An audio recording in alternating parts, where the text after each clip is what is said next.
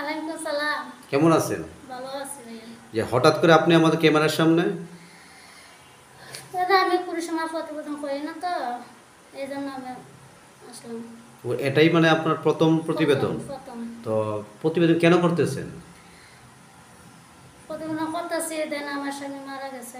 যে আপনার স্বামী মারা গেছে, তাহলে প্রতিবেদন করলে আপনার স্বামী ফেরত আসবে? না, তাহলে আপনি কি, বুঝলাম না। আমি ভালো একটা পাত্র চাই। মানে ভালো একজন পাত্র চান? কেমন পাত্র চান? কেমন বয়স? 50-60। 50-60 বছর বয়সের হ্যাঁ। পাত্র চান? তার মধ্যে কেমন, মানে তার টাকা পয়সা? না, কোনো টাকা পয়সা আমার দরকার নাই, কোনো টাকা পয়সা আমার লাগবে না, আমার ভালো একটা পাত্র চাই। 50-60 হলো আমার চলবে। মানে 50-60 বছর হলো আপনার চলবে, মানে একজন ভালো মনের মানুষ চান, তাই তো? হ্যাঁ। ও, বুঝতে পারছি। তা আপনার বয়স কত? 25। আপনার 25 বছর বয়স, অথচ আপনি একজন 60 বছর বয়সের পাত্র খুঁজতেছেন, বুঝলাম না বিষয়টা। আপনি তো 30 বছর বয়সের একজন পাত্র হলেও চলে, তাই না? হ্যাঁ। কে যুবক মানুষকে আপনি ভয় পান?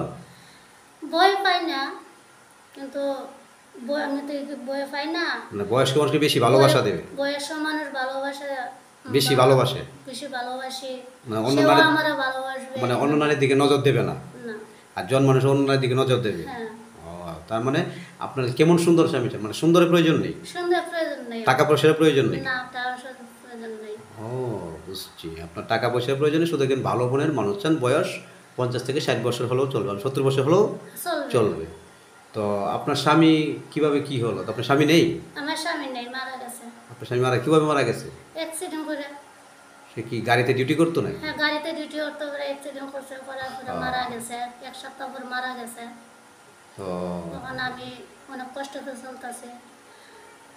আমি সংসার চালাই, আমার মা বিধবা মা।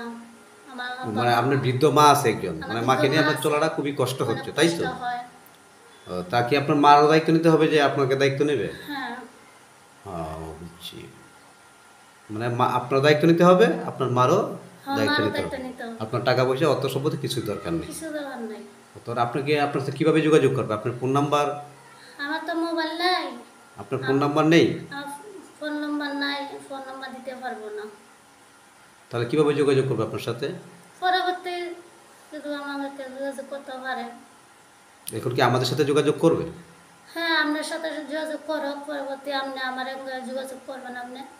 ও, আমার সাথে যোগাযোগ করলে তারপর আমি আপনার সাথে যোগাযোগ করে দিই। হ্যাঁ। ও, বুঝছি বিষয়টা। মানে আপনি ফোন কিনেন না কেন? অল্প টাকায় তো ফোন পাওয়া যায়। টাকা পয়সা নাই আমার, চলাফেরা অনেক কষ্ট একটা হয়। ছোট্ট বাটন ফোনও কিনতে পারেন না? না, মানে আপনি এতই দরিদ্র, এতই কষ্ট চলতেছেন? অনেক কষ্টে চলতেছে। বুঝছি, আপনার তো আসলে অনেক কষ্টে। হ্যাঁ, সম্মানিত ভিউয়ার্স, ওই যে আপুটার কথাগুলো তখন শুনলেন। এখন ওই আপুটার স্বামী নেই, 10 বছর আগে মারা গিয়েছে। তার একজন বৃদ্ধ মা আছে। ওই তার বৃদ্ধ মা সহ যে দায়িত্ব নেবে, সে তার কাছেই বিবাহ বসতে চায়। হ্যাঁ, তার টাকা পয়সা অর্থ সম্পদ কোনো প্রয়োজন নেই, তার শুধু একজন ভালো মনের মানুষের প্রয়োজন। আর তার কাছে বর্তমানে একটা ফোনও নেই, যে একটা বাটন ফোন কিনবে এতটুকু ক্ষমতা তার কাছে নেই, এতটুকু সামর্থ্য তার কাছে নেই।